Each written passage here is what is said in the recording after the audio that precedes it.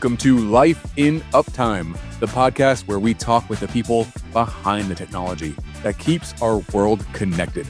I'm Kevin, joined by my co-host Alexis. In every episode, we sit down with engineers, leaders, and builders in tech to uncover the stories behind their career, how they started, what they've learned, and where they're headed next. Our goal is simple: to help you see how far tech can take you, no matter where you start from.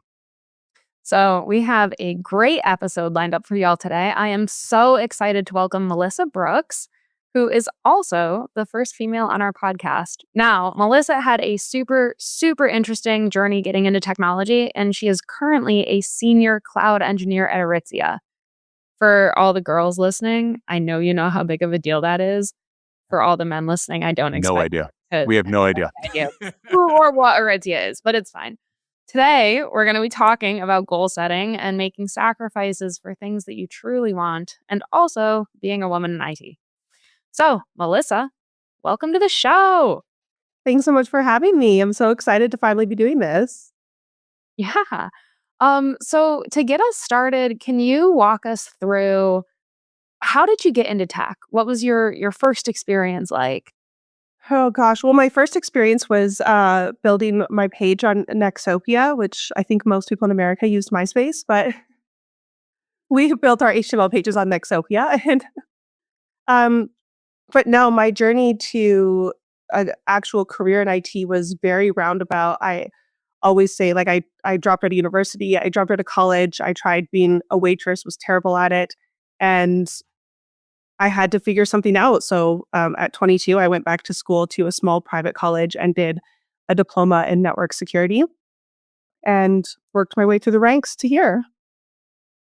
Was it hard? Oh, go ahead, Kevin.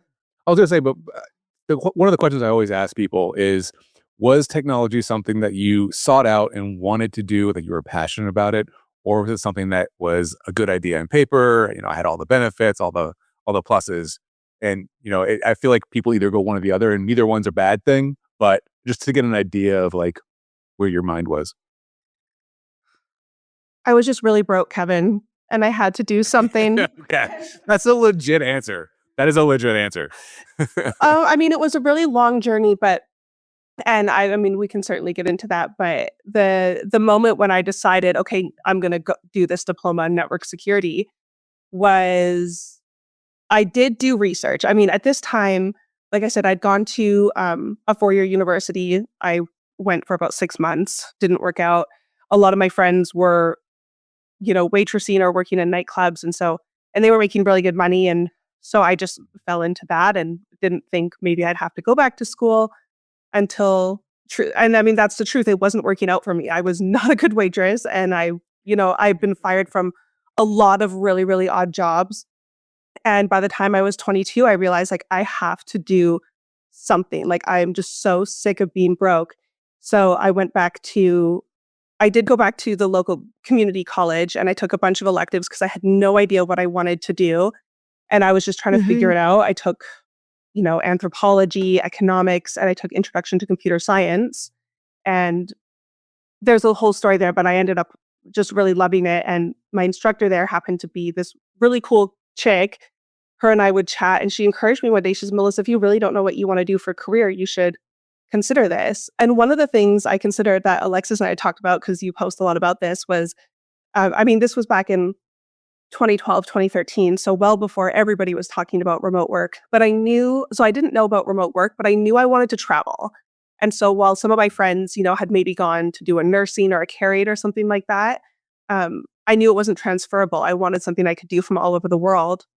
Not thinking remote work. I was thinking like getting a job in a different country or getting a job elsewhere. And in researching, computers speak the same language everywhere you go. And I happened to enjoy that intro to computer science program. So yeah, I did it.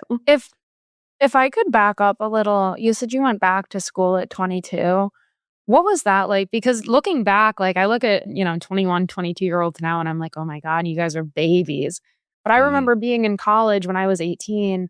And if you were also not 18, right? If you were 20 or 21 or 22, you were like the old kid in class, right? What was that? Can you just talk me through what that was like for you, or if that impacted your choice at all to go back? Yeah, I mean, it definitely is. I think anybody who's been a mature student can attest to the fact that it's a little bit, you have to kind of swallow your ego a little bit when everybody else is fresh out of high school and you've kind of been beaten down in the world a little bit already. And but the great thing, like the college I went to, I think we see this a lot in the small private colleges, is it's a lot of mature students. So in my class, it was a mix of people coming right out of high school. And by the end of it, I was, with the people who left, I was the oldest one. Um, but when it wasn't just the fact that I was the oldest person, it was the fact that I was also the only female. And I was also Mm, the only person who didn't look like the guys who typically go into IT. I was surrounded by guys who knew a lot about computers, who had played video games their whole lives and knew what a server was. I didn't know what a server was. I'd never used remote desktop. The first time they said log in to your server and I logged into a computer that wasn't the computer in front of me, my mind was blown. And that was harder than being the 22-year-old. And Mm. right. but I always say, like, literally, like, the rent was due, you guys, and I'd already used up my student loans going elsewhere, so this was my last shot. So you just have to swallow that and stay focused. It's interesting. You mentioned that you had a goal where you wanted to travel, right? And what I find interesting is that you didn't start out with like a goal of like, I want this job. I want to become a network engineer. I want to become a programmer. I want to be a cloud architect. It was reversed almost, where you're like, I want my life to look this way. This is what I want my lifestyle to be. How do I get there? I find that really interesting. What was your process like? Did you go through and like a to-do list and be like, or pros and cons, or some kind of organization where you're like, okay, I want my vision board to look like this. How can I get there? What kind of jobs can I get? Or was it more just like, just figuring it out as you went? At the time, today, I'm much, much, much more intentional about my goals, and I've refined the process a lot, and I'm still working on it. I didn't realize that's what I was doing at 22, but that is what I was doing. I looked around and I thought, okay, I need to make at least this much money. I want to travel. I want to not be stuck here, and I want to, I want to buy a house. I want to work in an office. I decided I didn't want to work outside. Like, I wanted a comfortable job. I decided I didn't want to work with people. I obviously wasn't doing very well in anything customer facing. So, and I didn't realize that's what I was doing at the time, but that's exactly what I was doing. Hmm. I had this image of what I wanted my life to look like, and I reverse engineered it to look at the skills that I did or did not have today. So when I actually went to meet with the career counselor at the private college, they, I think a lot of people, when they think about tech, they think code, programming, because that's kind of Mhm. just what people Yep, understand, right? Like 100%. people, they type a bunch of code and somehow it creates like the internet as we know it. And that's, you know, Ah, gosh, you're killing me. You're killing me. But yes, yes, accurate. and that's what I thought at the time too, because the introduction to computer science course I'd taken at the local college it was just all about loops, and like it wasn't intro to coding, just like a fun thing. So I went to the private college and I said, well, I'm looking at your web development program. And God bless this woman, because she asked such good questions, which I would now like encourage other people to ask themselves today. She said, well, at the end of the day, web development, and this is to your question, Kevin, about like, what does your life look like? She didn't say, do you like web development? She said, at the end of the day, web development is building websites for customers. That means your customers might not like the layout, or they might not like this or that. Is that like problems that you'd be happy to deal with every day? And I said, oh, no, because I'm not really good with like design. And she was like, well, web development's a lot of design. And I kind of explained Yeah. my thinking. And she said, well, we have this other program, network security. It's back end computing. So the web developers build something, and the network security people, like, this is what the website runs on. And so I shadowed a couple classes, and again, computers all speak the same language. I looked at what kind of like job opportunities were out there. I looked all over, North America and the world. And I thought, okay, this seems like something that checks a lot of my boxes. Yeah. That's I funny. I think we're recording this at a really interesting time. We're recording this right before Christmas, and so I've been thinking a lot about goals for next year. Usually I wait until January 1st and I'm like, and I spend the first like 5 days trying to figure out what I want to do.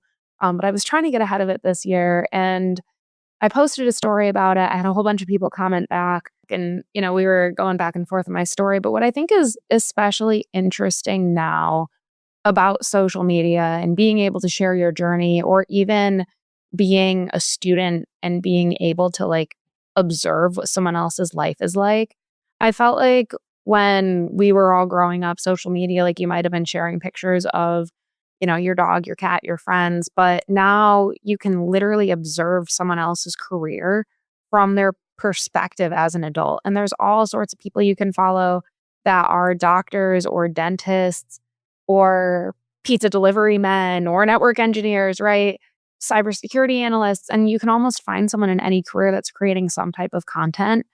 And I I don't know. I think the life design conversation is so much bigger than we're making it out to be. And I really hope that students are thinking about that now because there's so much content out there and like things for them to make decisions off of that aren't just taking their guidance counselor's recommendation, right? Or like taking their parents, neighbors' recommendation on what they should do with their life. Like you can literally go out and watch and see. Yeah, if it's accurate. Mm. So social media is all fake to me. I don't know. It's all games and acting. I So mean, there's a little bit of a highlight reel. Come on. yeah, Everyone knows exactly. that. Yeah, they don't see the 5 hour long outage meeting that you want to like bang your head against the table and hate your life and go to the bar and drink because you're so so tired and anxious. They don't see that part, but yeah. Um, Not unless w- you put it on the internet, Kevin. You have to accurately represent your career. Come that's on. what I try to do with my content. I try to make it realistic. I have memes of there of like just like today sucks and I hate my life. But um, enough about my trauma and my troubles. Uh, Melissa, what's I find really funny about that story you mentioned is that I had the exact same like trajectory where I thought web design was what I wanted to do because that's what the internet is. Like you interact with websites, and I like technology, and that's what the internet is, a website. So like, okay, web design is like the thing you do. Not knowing that like I actually hated customer service and I hated dealing with people going like that button you made orange, I want it pink, and then 2 days later they go, oh, never mind, I want it red. And you just want to like strangle them by the end of that. So I lasted a couple years doing web design and realized I freaking hated it because it's a completely different job than I thought. Um, so I just find that really funny that we kind of had the same line of thought, but I didn't have a guidance counselor who actually, gave me good questions and actually cared about where I was going. That's a big difference.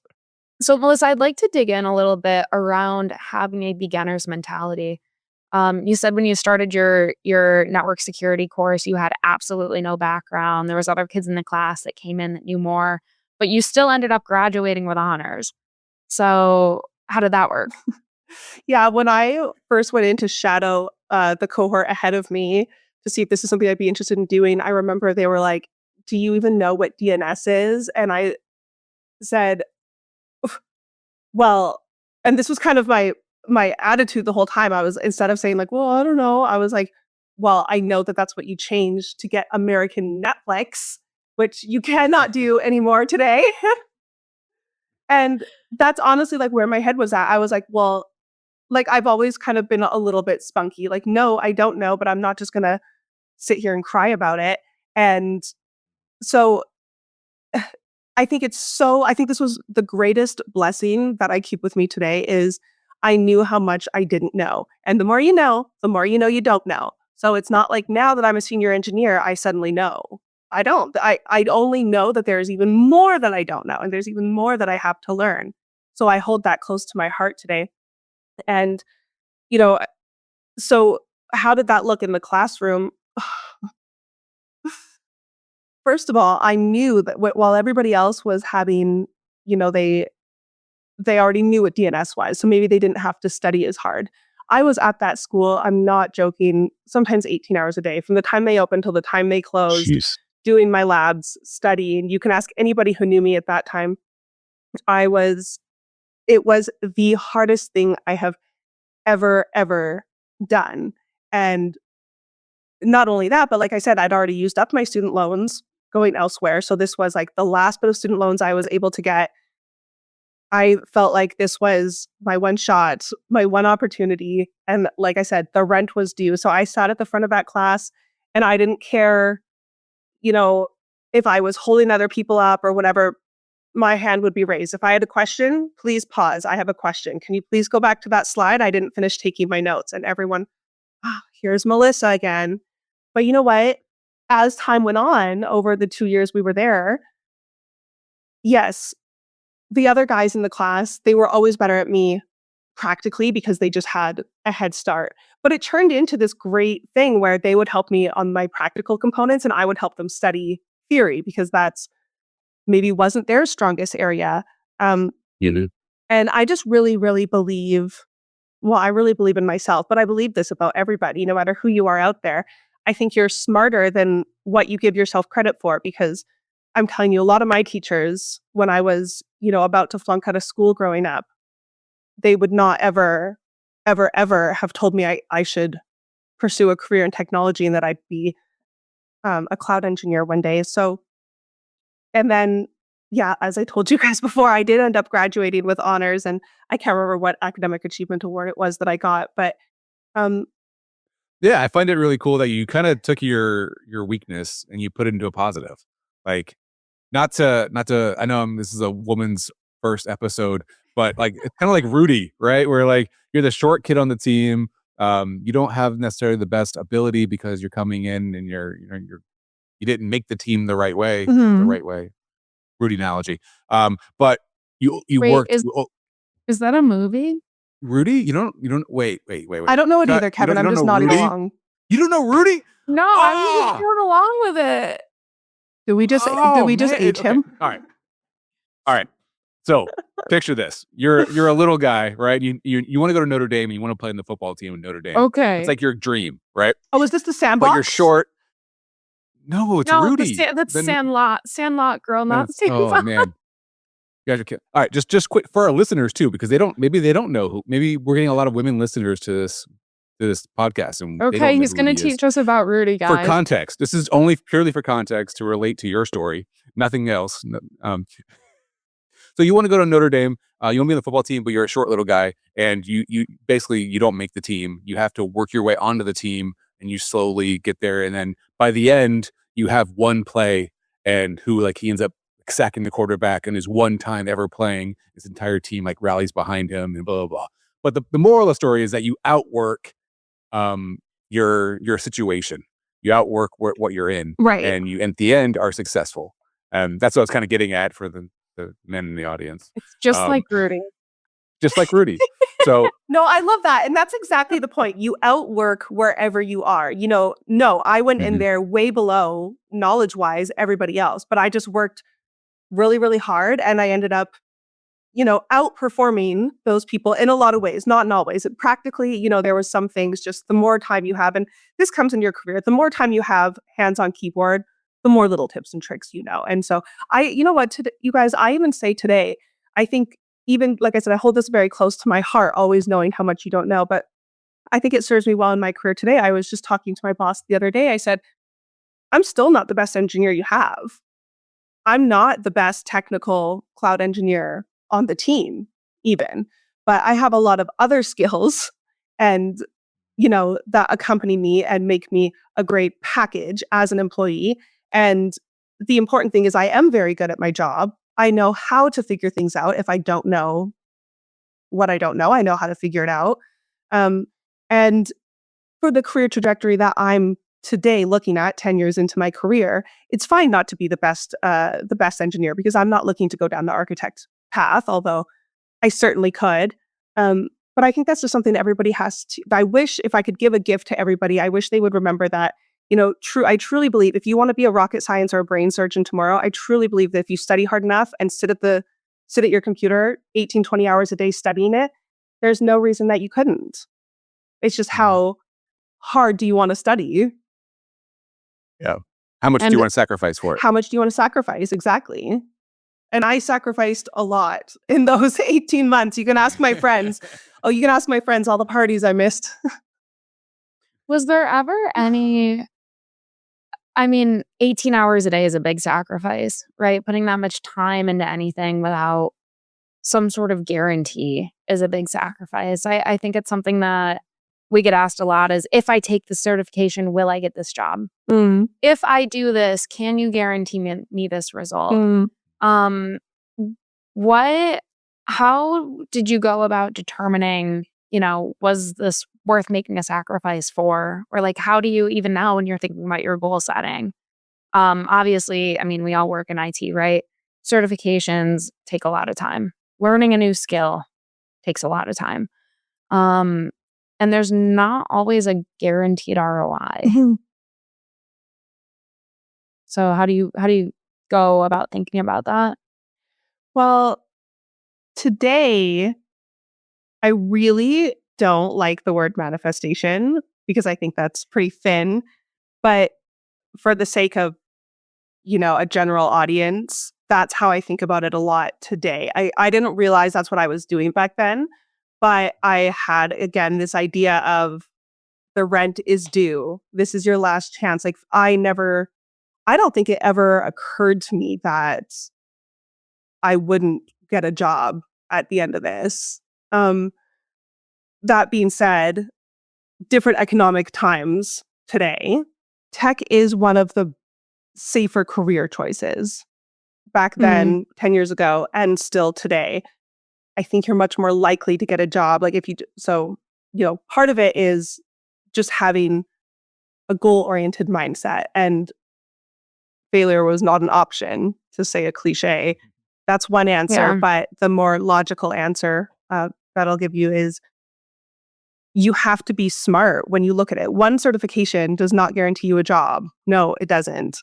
That's not really what certifications are meant for in the first place. They're more meant for, learning. They're more meant for continuing education and continuing on an established career. But I just think you have to be really, really smart about it. Yeah, if you go and study photography, you're going to have a harder time statistically. Just look at the opportunities. Anything where you're going to be self-employed is going to be harder. I don't know if that's really the answer you guys are looking for there, but I just think here's what I'll say. No, Go on, Alexis. No, I think there's a lot of truth.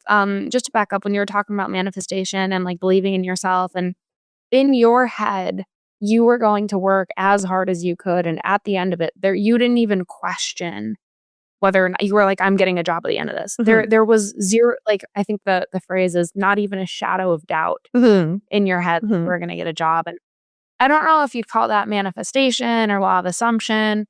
If you're into a lot of the like Joe Dispenza stuff. Yeah, and we could talk about all that all day. I love to talk about that too. But going to happen, it will. Different podcast. Going back to that, like, you were so convinced that this was the thing. That's what you were going to do. You were going to get a job. And I think that it comes back to having like faith and belief in yourself that you are capable of doing this thing and making it work, and knowing, or at least trusting that you're going to be okay on the other side of it because you're the one that has your back. And that goes into a lot of different scenarios, not just, we're talking about studying and jobs here, but if you're going through any sort of big life change, knowing that you have, if not the skills, the work ethic to learn something new, to pull yourself out of a situation or put yourself in a different spot. And that's exactly what I, would like to tell everybody. Like, my path here was so different. I had no knowledge. And so trust me, when I say, just set your mind to it and you can do it, it's not because I'm just so smart and I'm so successful. It's not because of that. I'm truly saying, like, if I can do it, I truly believe that anybody could with enough time and effort.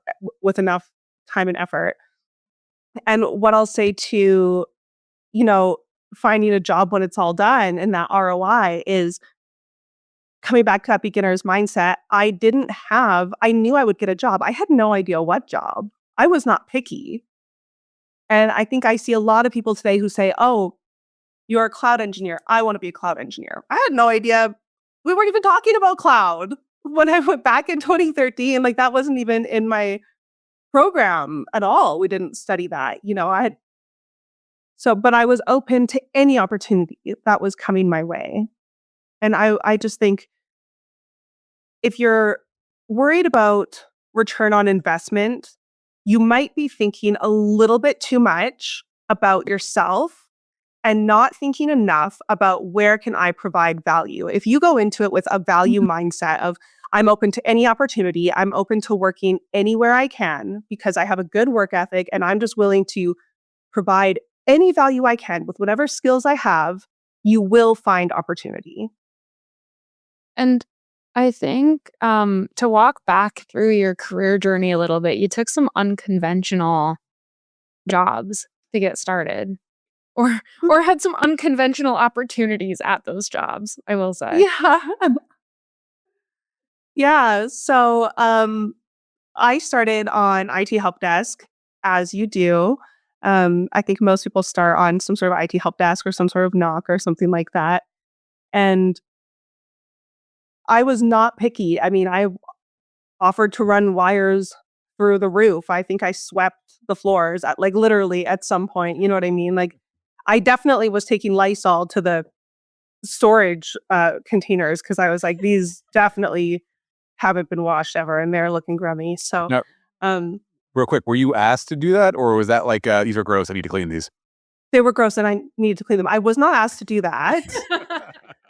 But it's one of those things when you're first starting out, eager beaver. I wasn't going to be sitting there, looking stupid. I was always trying to make sure my hands were busy. And I think that's something that's really hard if you start your career remotely. Now that so many things are remote, I think I've talked about that before. I think that would be really difficult to be a junior as a remote person because you can't be showing people, not that I think what you're doing, or what you're learning.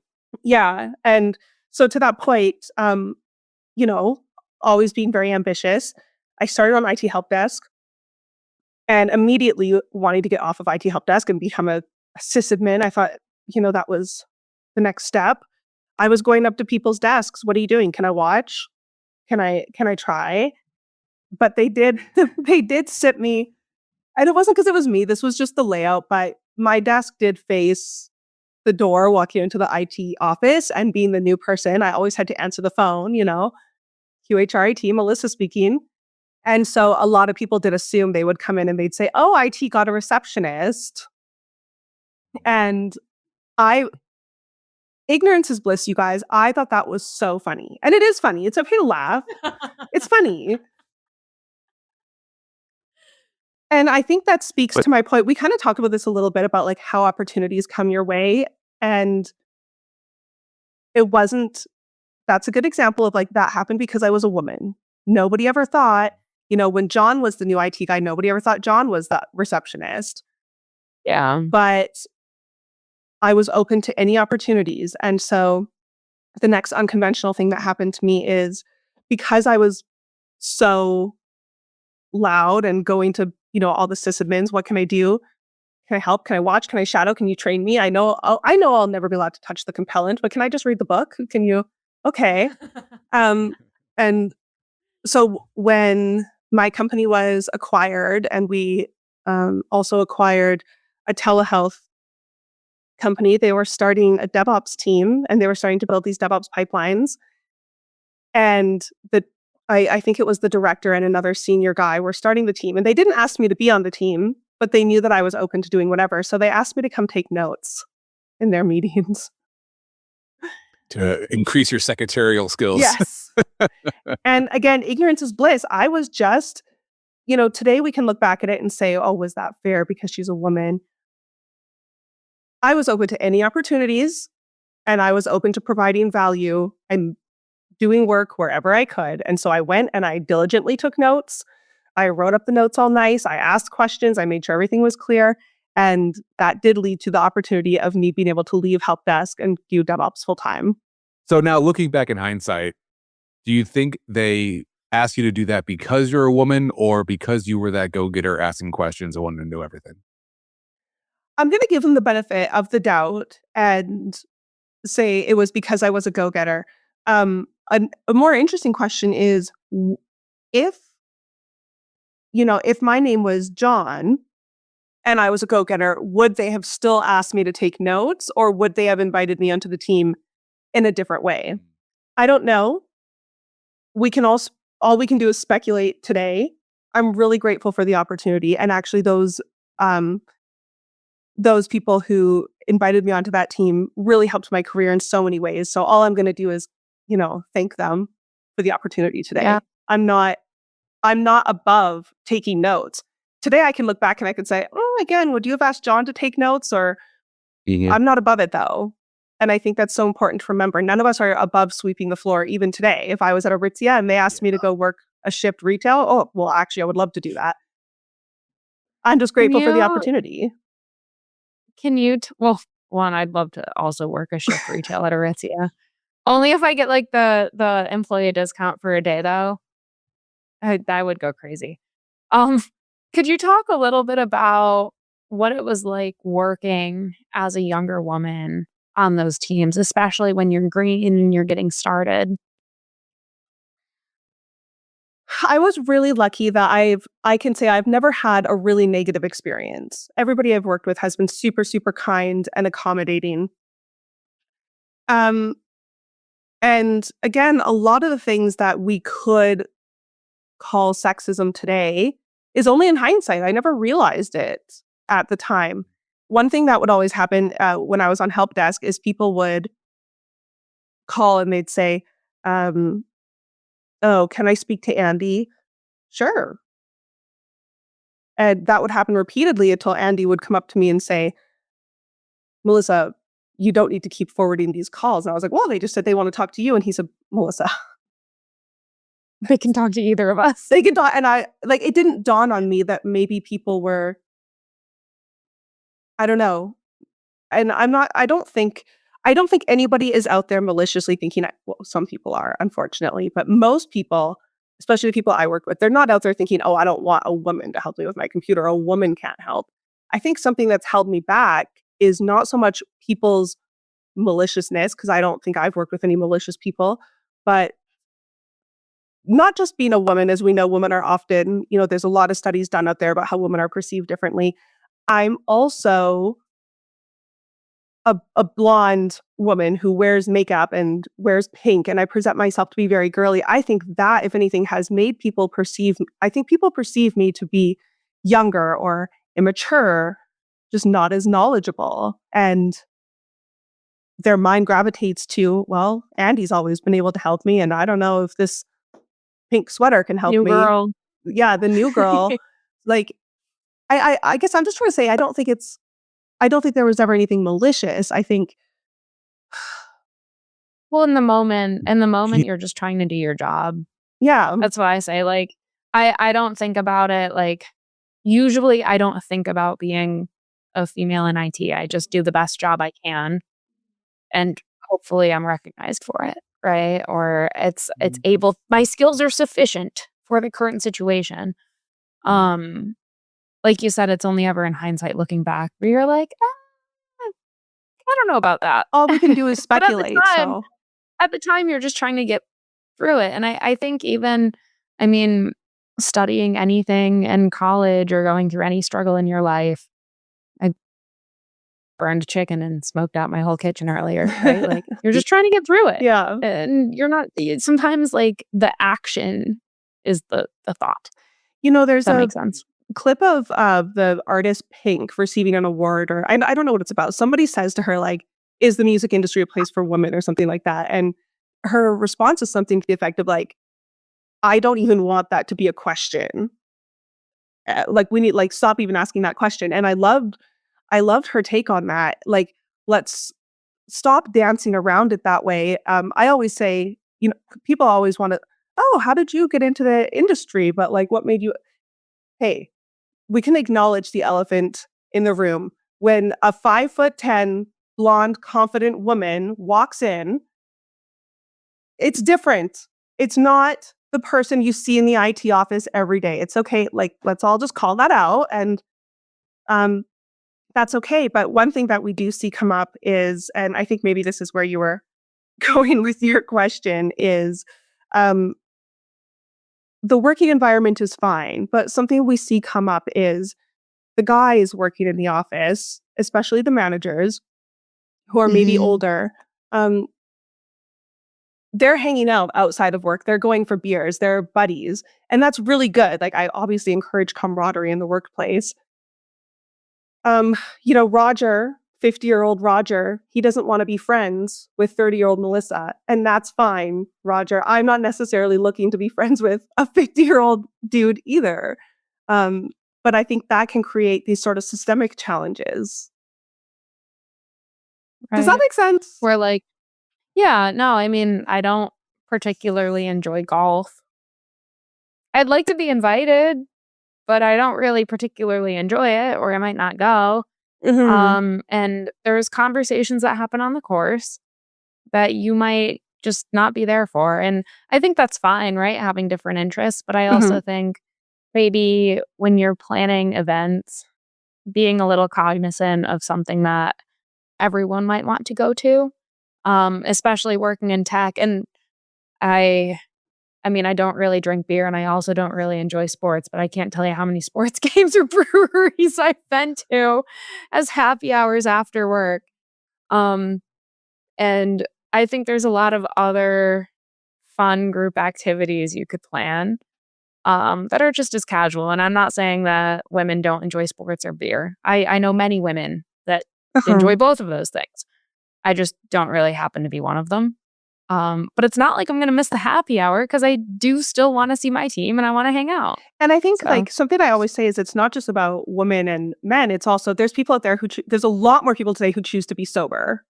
So men and women alike. So it's not just, who likes beer and who doesn't. It's like, if we're planning activities for the team, let's be a little bit cognizant of something that's, well, I think, Kevin, you were talking about this last time we spoke, something that's accessible to everybody.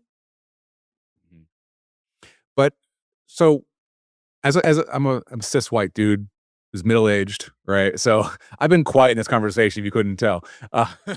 But my question for you ladies in IT is, we want to be more accessible to you and the team cohesivity of doing things that, everyone can do. But at what point is it like you don't want to be treated differently, right? You want to be treated the same as everybody else, but yet accounted for in that you aren't like everybody else.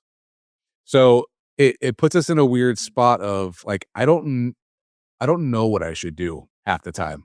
Like, do I invite everyone to go beers and to a sports bar and invite the woman, or go, no, today we're gonna go I don't know, I can't even think of something a woman would want to do.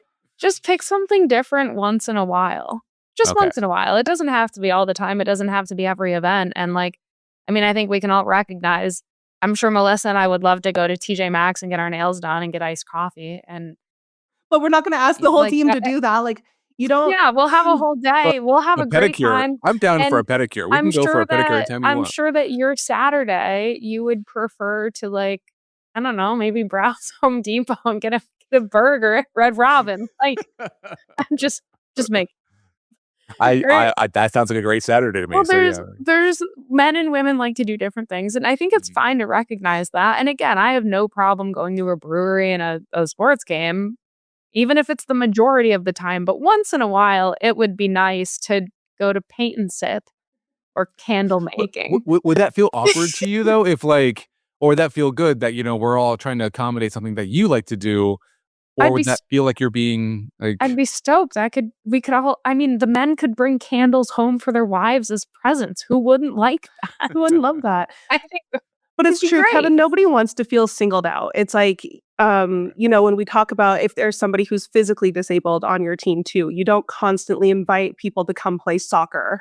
You also don't say, let's all go to wheelchair basketball. Nobody wants to be singled out in that way, but there's so many ways that there's so many things we can do. One of the best rules I've heard of managers doing, and side note, I think this is the mark of a really great leader, somebody who can do team building outside of work without anybody feeling singled out and everybody feeling included. A sober person can choose for themselves and on their journey if they want to go to a brewery and order a soda, or if they want to not go. Or you can go there's a ton of restaurants out there you can go to that are not bars, where a sober person can come and get a soda with everybody else. And the mark of a good manager would be choosing a place, maybe that is wheelchair accessible. You would be looking into these things without advertising it. And, oh, I don't know what you have there, but here we would all go to Brown's or Joey's or the Cactus Club. And that's something that's really accessible that everybody can go to. And one of the best rules I've heard from managers is, because again, Roger's over there having his poker night with everybody. I'm not offended that I'm not invited to poker night with all the other 50-year-old dudes. It's not my idea of a good time anyways. Like I said, like I've dealt poker in another life. It's not really my thing. I've worked a lot of odd jobs. I'm good to go home and like hang out with my fiance. I'm not offended that I'm not invited. And it's so good that you guys have that camaraderie. But understand that when you guys are always having that poker night, it means that when you're looking to promote somebody subconsciously, you trust these guys more because you know them, because you're friends with them. And so I think when you get to be a manager or a director, unfortunately, I do think to be the best manager or director you can be, not that you have to cut off your friends, but there is a sense of like separation that you have to have. And I could keep saying the best rule I've heard, and I'm going to say it and not get distracted again, is managers who will no longer have dinners or anything that they wouldn't do with a female employee, they don't do with male employees anymore either, which maybe means poker games, which maybe means dinners. It means they're only going for lunches, or if they're only going for appies and happy hours, but they're not doing things that explicitly exclude. Like if you wouldn't take two females out to dinner or out for a steak at 8 p.m. on a Friday, they don't take the guys either. Does that interfere with your poker schedule? That's for you to decide, Roger. I don't know. Freaking Roger. And Roger. I think that's a really good way to think about it. And I would hope that's included in most leadership training today. I know there's a lot of organizations that will send you to some sort of leadership training when you become a manager. I would hope that's something they go through. I do want to pivot just a little bit. Yeah, let's pivot. We've got so much to cover. Oh my God. Talking about getting you, we've talked that. We've talked a little bit about how you were adjusting to tech in a male-dominated world, but you're also working at Aritzia, which is one of my favorite companies. Same. And you told us this was a really full circle moment for you. So can we dig into that a bit? It's so fun because there's so much discourse online right now about your inner child. I like doing what makes your inner child happy. And this was totally one of those moments for me. Growing up, I wanted to be a fashion designer. I would sketch clothes. I have so many like old notebooks still today, like all these clothes I would sketch. I wanted to be a makeup artist. Well, I wanted to be a superstar until my family did tell me, Melissa, you can do anything you set your mind to, but you're going to need a lot of voice lessons for that, sister. So, and I grew up in a family of artists, so I always wanted to do something artistic. And I do think sorry, I could talk about this all day. There is a conversation to be had about how women are pushed into the arts and men have been pushed into the sciences. We're totally seeing that change today. We're totally seeing those statistics change today, which is amazing. But that was my story.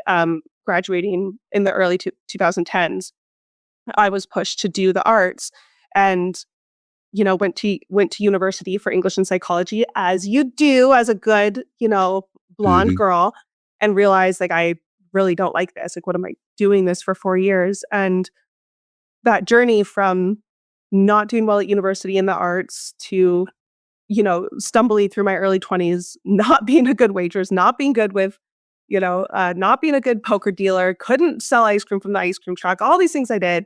And finally, to find that instructor at that college who was like, Melissa, you're really good at this.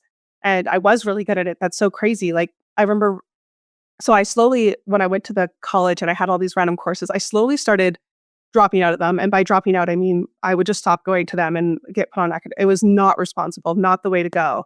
But God bless the Canadian student loan system for me. So, and I ran into these girls outside of class and they said, "Oh, yeah, that computer science class was so hard." And I thought, what? That's literally my blow off class. And it's so easy. It's the only class I'm still going to when I'm on academic probation. And I had this conversation with my instructor. I said, I'm not going to write the final exam, or I could, but like I'm on academic probation, so it doesn't matter if I write it or not. And all of that to illustrate that this whole time I had a very science and math oriented mind. And Mm. it took a lot for me to realize like, I'm not very good at matching colors. Like, I don't understand why patterns and colors don't really go together. It's not really my forte. And so to be able to go through that whole journey and then work for a fashion company, which Aritzia is so exciting because it's such a Canadian success story, being coming out of Vancouver and now being, you know, famous in Mhm. Canada and famous in America, and getting to contribute to this great Canadian fashion brand, but in a way that my skills actually provide value, in a way that my brain works. So I don't have to be matching the colors and building the displays.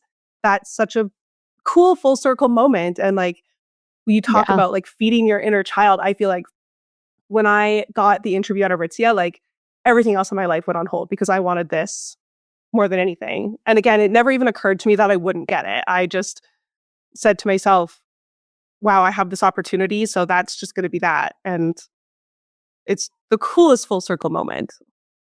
What I think is really cool about that is that you can work in any industry, right? With technology, your skills are transferable. So you could work in fashion, you could work in gaming, you could work in finance, you could work in sports.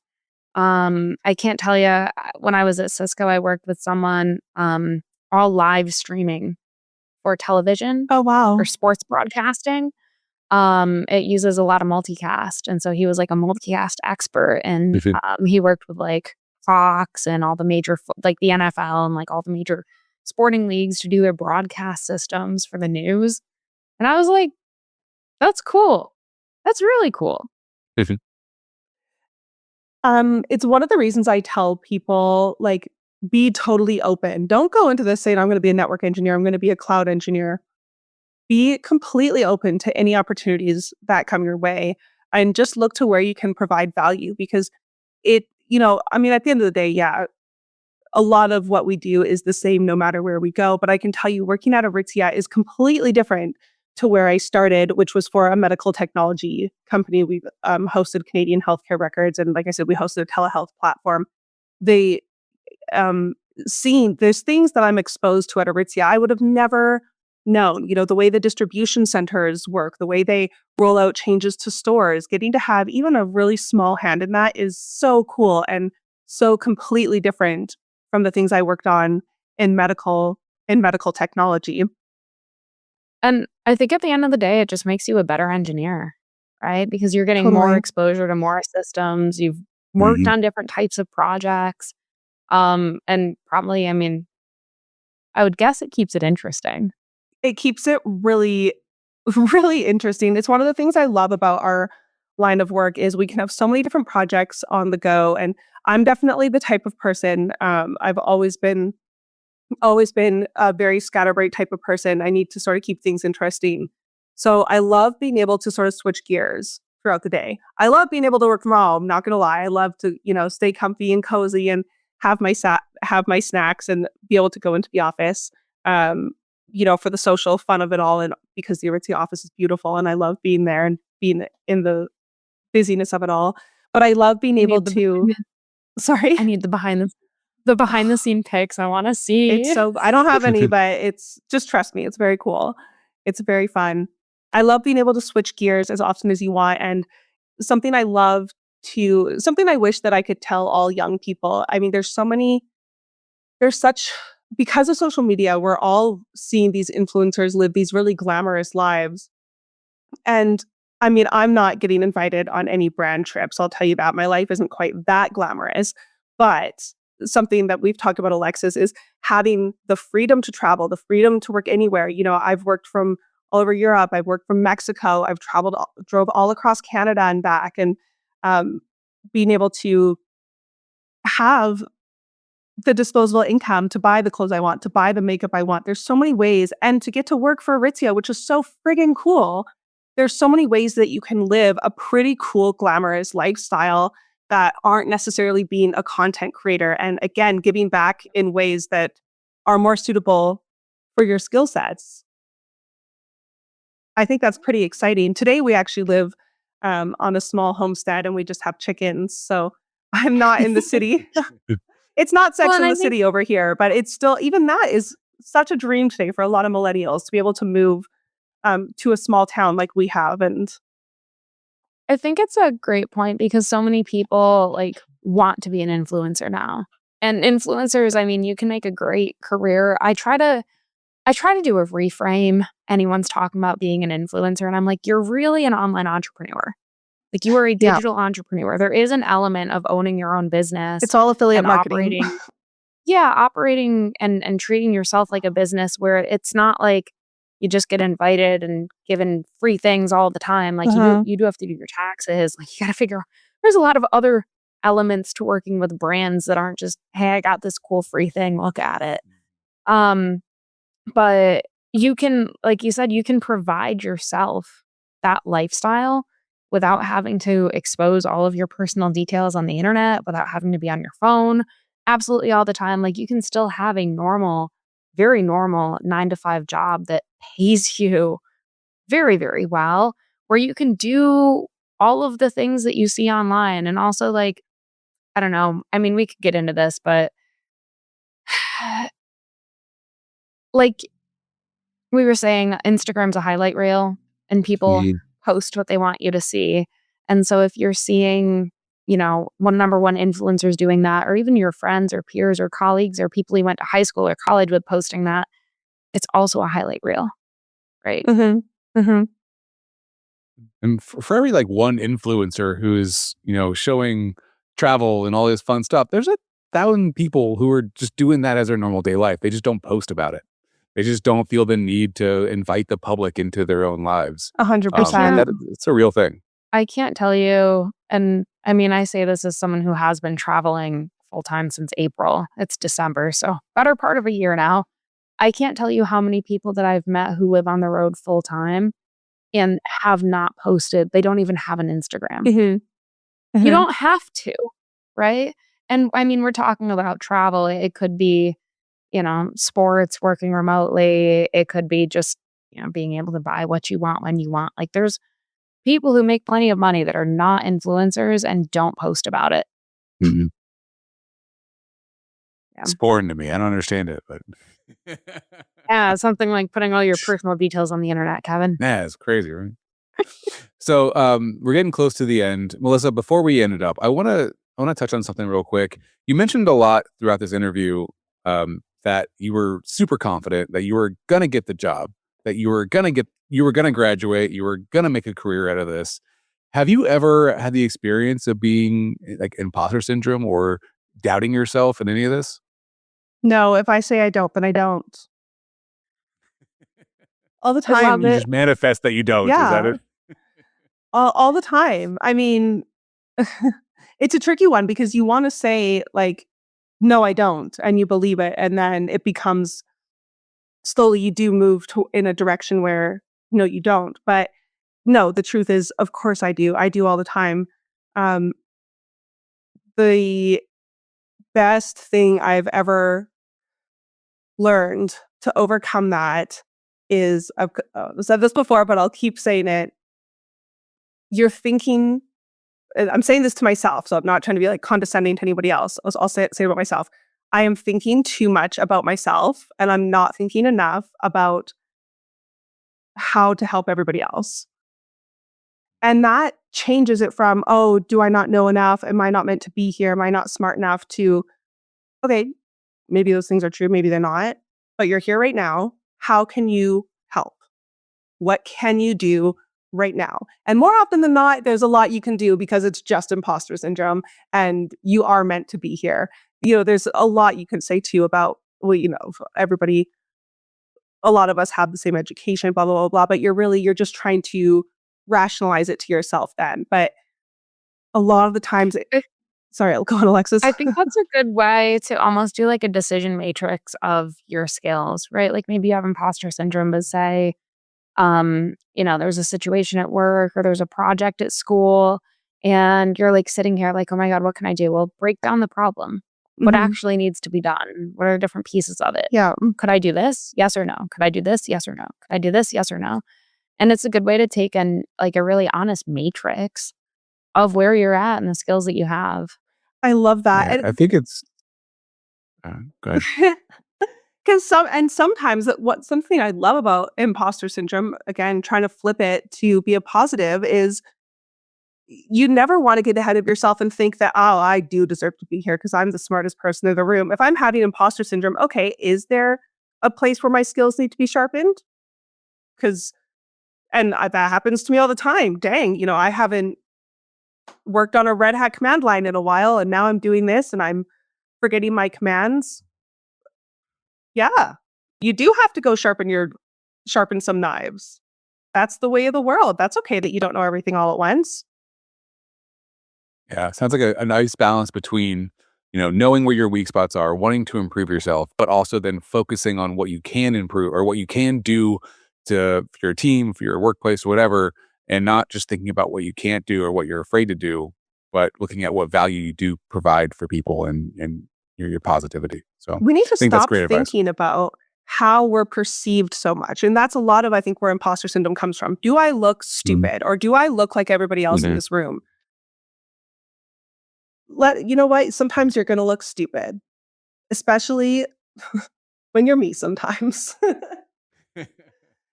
But we've also talked about putting out early videos. Melissa, I know you used to create content on TikTok and getting the 1 year ago today, 2 years ago today, and looking back being like, I look pretty stupid. I hit post on that and people watched it. But you know what? That's such a good example. Old videos, did it make someone laugh? All right, great. Did it make me laugh? Great. And so same thing in the workplace. At the time, it was great. At the time, I was doing the thing I felt that I needed to do. Exactly. With the skills that I had available. So when you have imposter syndrome, all you have is this very moment. And how can I help? How can I provide value? How can I help the team right now? I promise, if you're always thinking about how can I give back to this team? How can I help this project? That's the end of it. You'll do great. Love it.